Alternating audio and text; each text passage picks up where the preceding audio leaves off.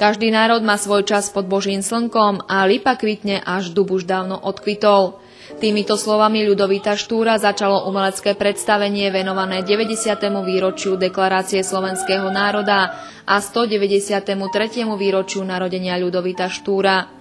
Podujatie organizovalo v polovici novembra občianske združenie Ex Libris ad Personam v spolupráci s Mestským kultúrnym centrom.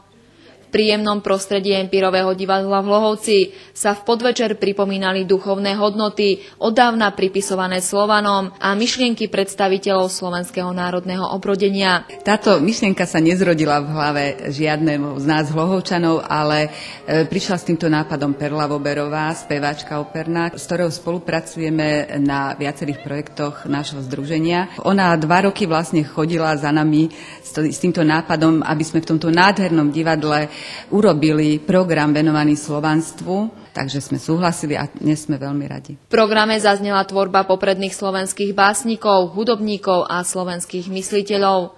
Celé podujatie nieslo názov o poslaní slovanstva. Tým poslaním nás všetkých je, aby sme to, za čo naši predkovia bojovali, aby sme to uchovali a rozvíjali.